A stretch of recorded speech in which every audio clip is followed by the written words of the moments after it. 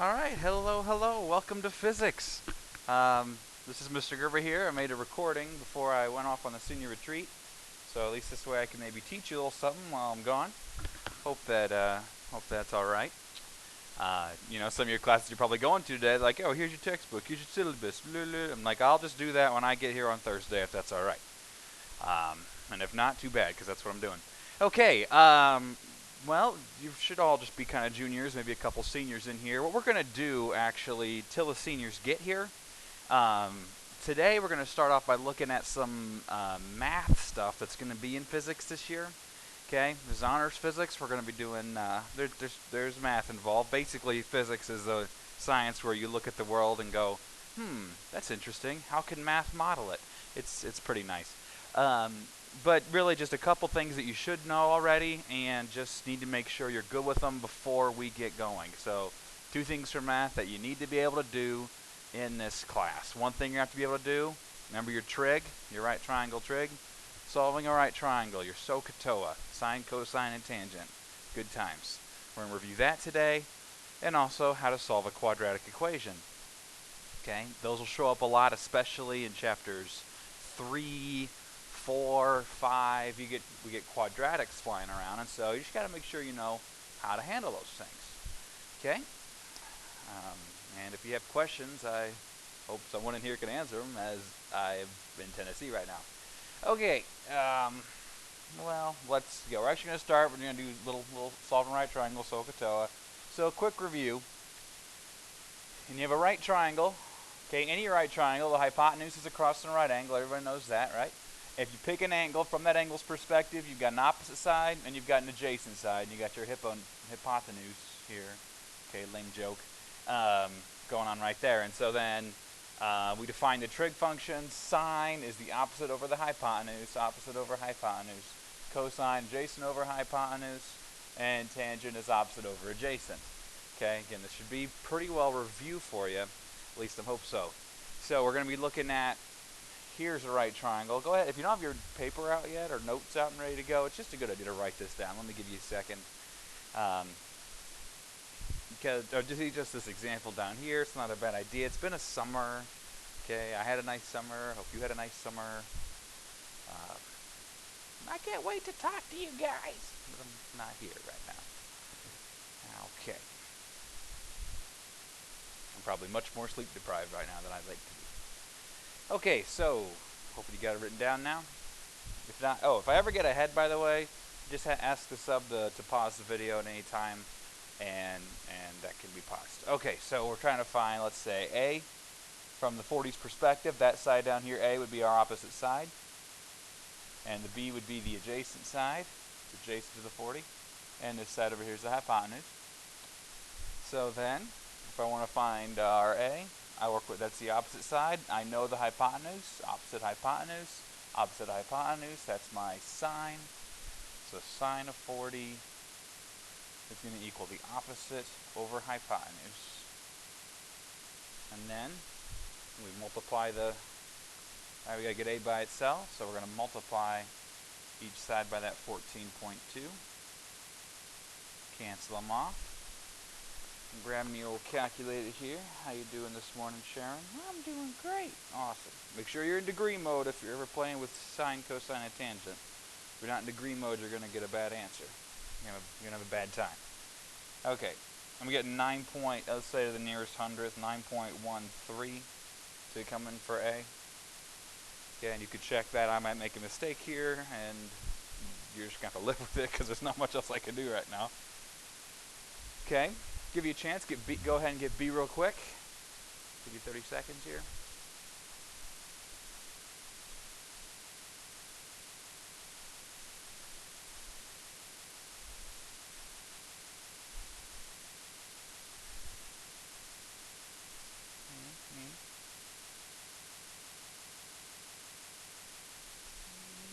That's 25 seconds. Right, I'm going to start writing. You guys just keep working if you don't have it done yet, and you can look up here if you get stuck. All right, got to find my B here, so I'm going to use adjacent hypotenuse cosine.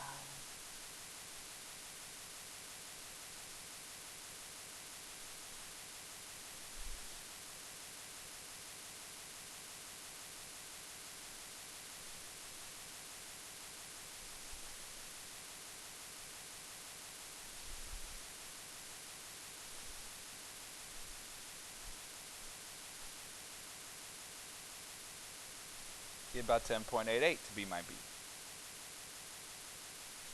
Yeah, questions? I'm sure there are some people in here who got this, they know it like the back of their hand, so you can ask them as well.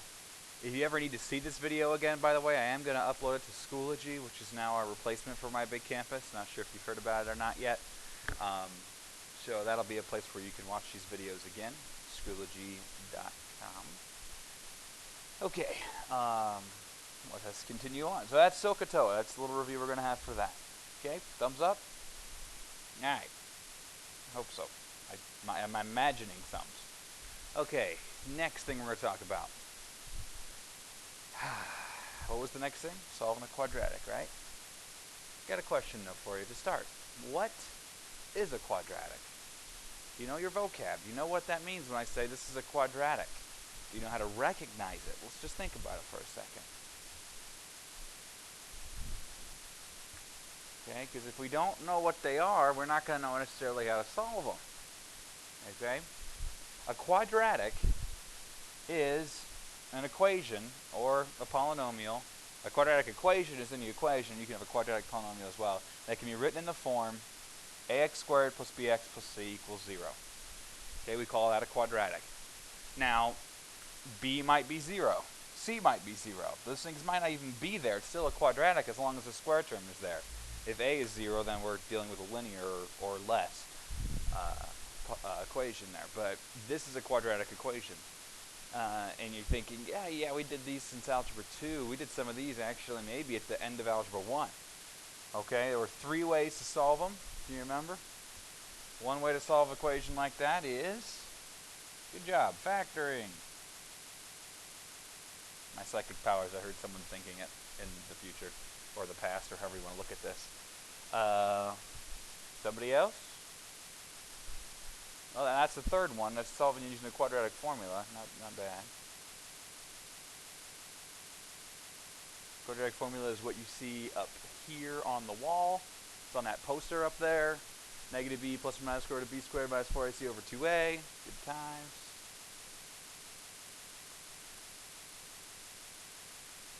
That solves any quadratic. Not everything can be factored. Okay, there are prime ones out there. But everything can be shoved through the quadratic formula. It may or may not pop out real answers because not every quadratic has real solutions. Okay, and then the other one is completing the square. Some people really like that way. More power to you. A little more of a, hey, if I see a factor's easy, I'll just factor it quick. Especially like say the c term isn't present. If there's no c term, then I can pull the x out, then I have x plus b, and I can solve each of those, x equals 0, and then x is negative b over a, and stuff like that. But, you know, quadratic formula is always a safe bet. Okay? These are going to show up a lot in, like I said, chapters 3, 4, 5. Once we get into accelerated motion, once acceleration comes into play, quadratics tend to show up with the square term being time. Time squared, time, and then no time. Okay, no time for you. So let's do some, just as refreshers, okay? Go to nearest hundredth. We're not going to worry about significant figures right now and all that fun. This is just a math review day, just warming you up. Solve for x in nearest hundredth. 3x squared plus x minus 1 equals 0. Okay. Yes, there is going to be a worksheet, by the way, some homework I'm going to be giving you on the first day of school. Can you believe it? What a terrible teacher this guy is. Yeah. I'm sure you're getting bored in your other classes, so maybe this is something you can work on when you're supposed to be listening. I'm kidding, don't take that seriously. 3x squared plus x minus 1 is 0. So we look at it and go, can this buddy factor here? And it's like, nope. You can try some things, but it's not happening. There's no way you're going to take 3 times something and 1 times something, both being factors of 1, and get a 1 difference. It's not happening. So it's not factoring. You could go to complete the square. You have to divide by 3 at the very beginning if you're going to go that way. That looks ugly to me, so I'm just going to go straight to the quadratic formula. Okay, so a is going to be 3. That's my a. That's my b. That's my c. So negative b plus or minus the square root. Fill in the rest for me. Go ahead and just do it, then I'm going to write it. Don't wait for me. Don't wait for your neighbor. Don't wait for anybody. Right? You don't wait for opportunity to knock. You open the door and drag it kicking and screaming inside. Squared minus 4ac all over a.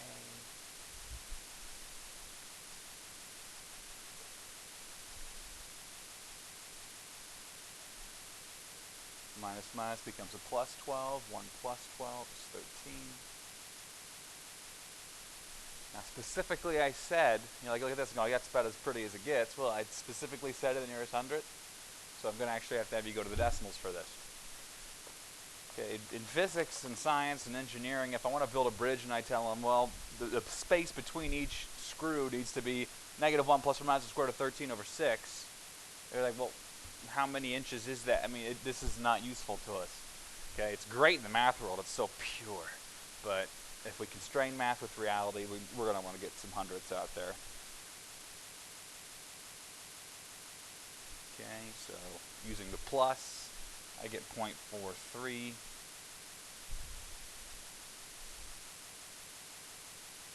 Using the minus, I'm getting -0.77. I can make mistakes too, so if one of those is wrong, you'll just have to roll with it, alright? Questions? Okay, pause the video, have a neighbor answer them. I mean, or the sub. Sub might got all this all over the place. I don't know. I don't know who's sitting there. Hi. Hi, sub. How are you? Having a good morning? Actually, it could be afternoon now. Depends which class this video is playing in. Ah! Okay. Go do some more. Actually, I'm going to let you attack this next one. I'm going to have you attack it. And be careful. Let me just say that. Be careful. And go. 4x squared equals 16x. Give you a couple minutes. Be careful.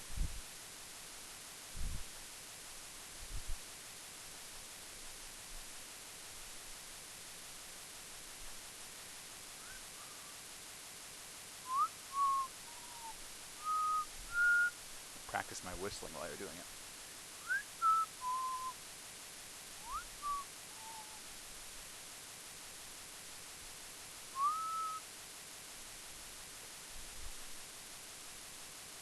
Or not.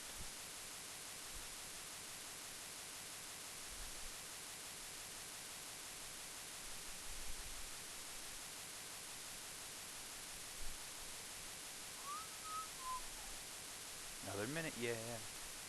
Compare with your neighbor if you're done. Got the same thing? Did one of you fall for the trick that's up here? Trick? It's the second example. I know I'm a tricky guy. Tricks and opposites.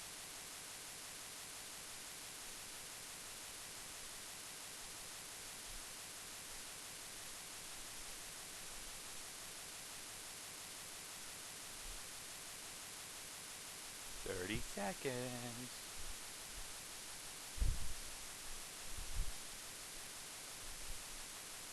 Yay. 15 seconds.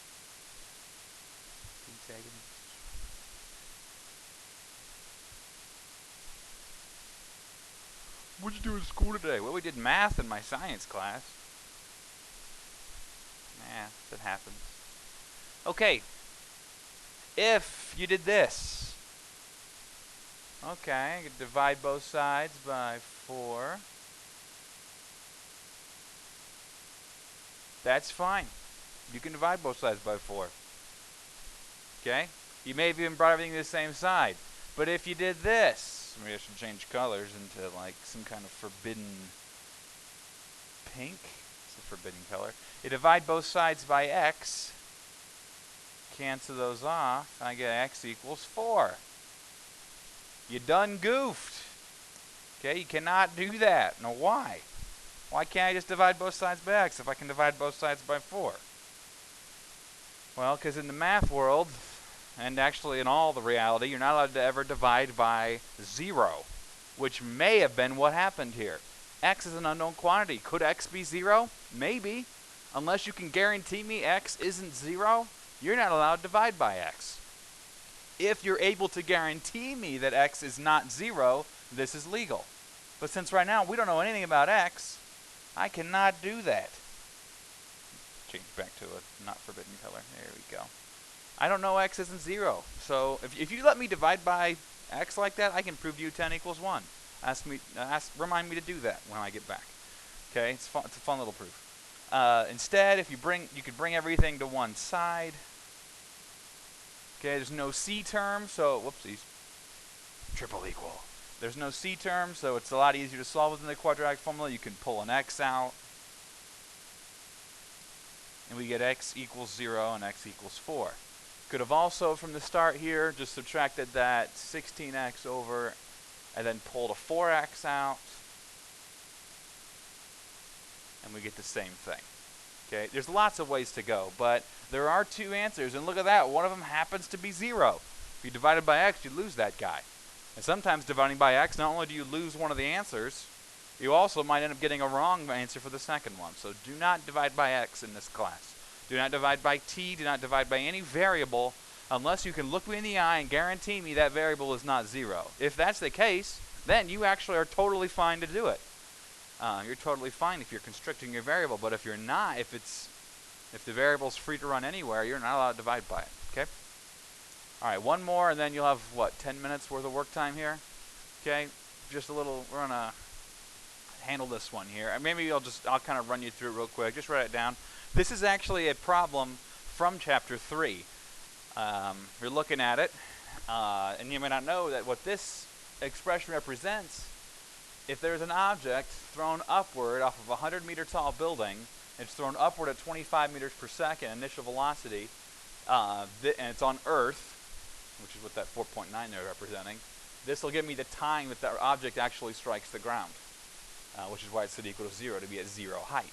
We're going to cover that later, but this is a problem straight from the book, so I want to know what time does it hit the ground.